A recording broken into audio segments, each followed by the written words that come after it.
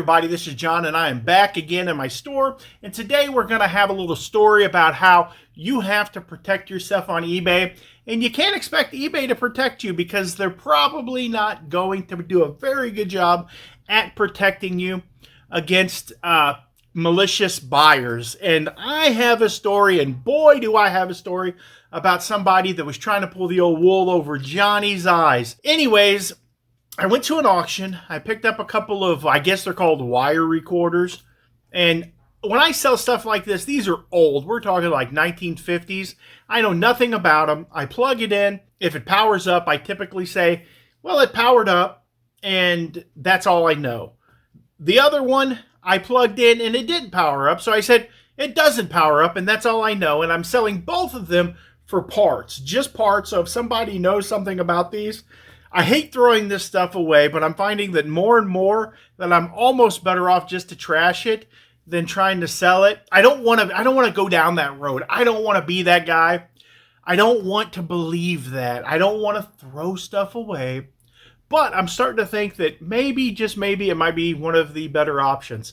Long story short, this guy orders both of them from me, sends me a message. First off, he's trying to beat me up on shipping, trying to get me to put them in the same box, and they weigh a bunch. And I'm like, there's no way I'm going to be able to put these two items in the same box. They're going to break out of the box. And in hindsight, that probably wouldn't have been necessarily a super bad thing. I could have broke out, and I would have been okay with that. Because I would have got paid out on the insurance and wouldn't have got the... But anyways, I shipped them to him. The gentleman leaves me glowing feedback. I'll try to pop it up here on the screen. Says that they were the one that worked actually ended up working really well for him, and the other one was great for parts. It didn't work, just like I said, but there were lots of good parts. Exactly what he said. Lots of good parts. So I'm like, whoa, in the clear. I'm pretty happy because I thought he was going to be a problem, because typically when people start asking for like reduced shipping after they buy stuff, unless they just buy a bunch of stuff and it's really ridiculous shipping. Like, say if you buy like 5 records from me and I'm charging $3-4 a record, and we know it's only going to cost like $5 to ship, a stack of records to you. That doesn't start tripping my bells. It doesn't get my alarm bells going woo woo, But when it's something that he knows, and this is the crazy part, he sells these items on eBay, and he's wanting me to ship him the item cheaper than what his item on eBay.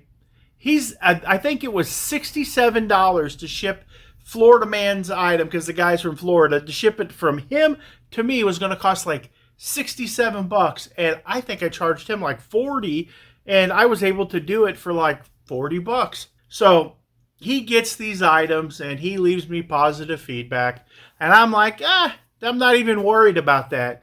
It's not even on my radar. It ain't on my radar. And I get a message, and it's this guy, and he's like, I see you have a third one of these. Could you cut me a deal? And he doesn't speak very good English. He's like, could you cut me a deal? And I'm like, I don't have a third one of these. I bought 2 of them. I start digging. I'm like, what item did you send me? Or what item did you see that was in my store that would work? He was needing a part to get the other one to work. He sends me this item number, and it's from frickin' Utah. It's like way out in Utah somewhere. And I'm like, I message him. I go, I'm sorry, man. Still being polite. I'm like, but that's not even mine. There's nothing I can do for you. I'm sorry, but that's not my item. A couple days later, I get a message from the guy. And I didn't read it right away because I was like, I'll let it set, because I'm done. I figured everything's finally done. He's probably just thanking me for my time. Nope. Get a return request. And I'm like, oh boy, what's this for? And I open it up, and it's for that wire recorder that didn't work. The one that he left me positive feedback for. The one that he said was full of just great parts. There's great parts all in this unit. And I'm like, what's going on, people? What is going on? So I read the message, and he said there was a fire in it, or the transformer didn't work. And I'm like, you can see all the damage.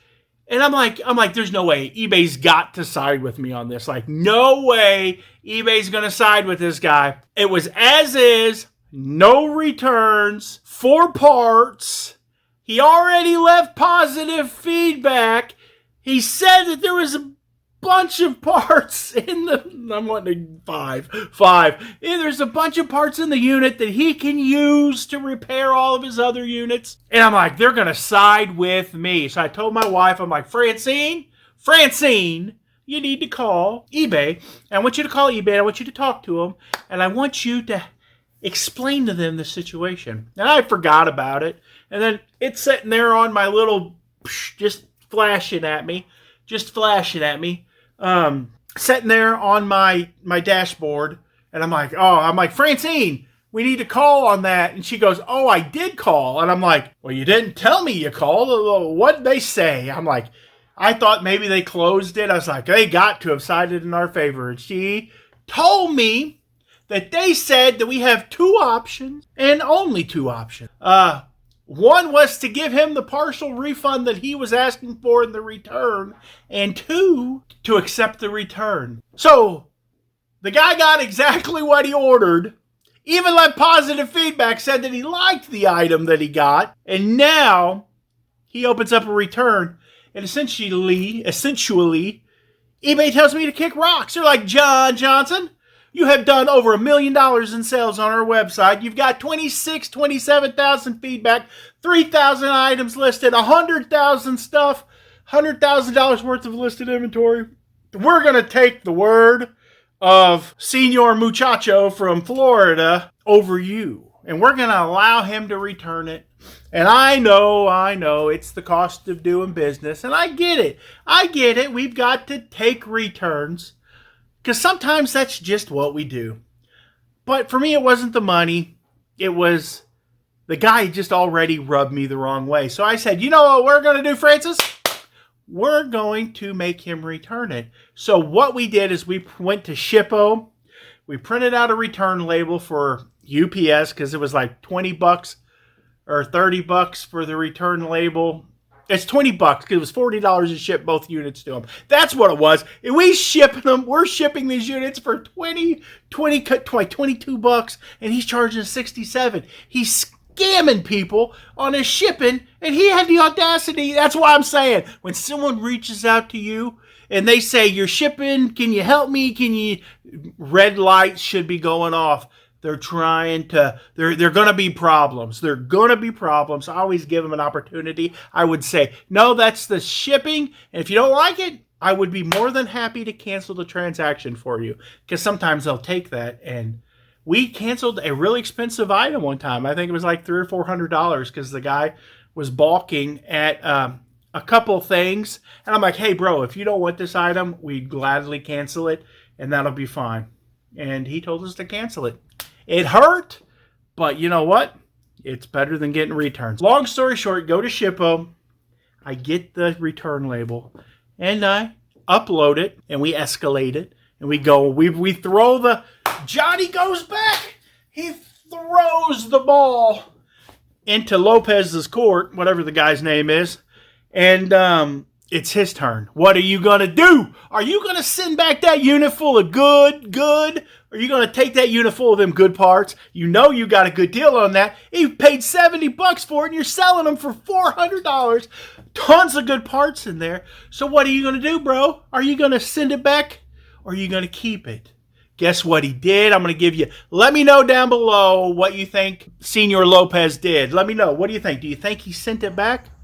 He closed the return. He closed that return, and we don't have to send it back. So... crazy. That's my story about my crazy guy for the week. But here's the deal. Sometimes call their bluff on the item. Call their bluff. Say, hey, if you don't give me money, I'm going to send it back. Say, send it back. Look them in the eyeball and say, just send it back. That's all you can do. Send it back. So I hope you guys enjoyed the video. We're doing really well on eBay. I haven't did any what sold videos for a while because you guys didn't really seem to like those too much. I thought about sitting down with Megan, maybe doing like a what sold video, like using a computer program, show you guys kind of what we sold, because we have sold some pretty amazing stuff. I just sold a water fountain for 500 bucks yesterday. Today I sold a blue and gray battle kit for $444.44. I like that price. And so maybe we'll get back into doing some of them before long. I don't know. Let me know down below. So if you would, go down below and hit that subscribe button. Maybe hit the like button if you do like the video. And don't let nobody take advantage of you. God bless.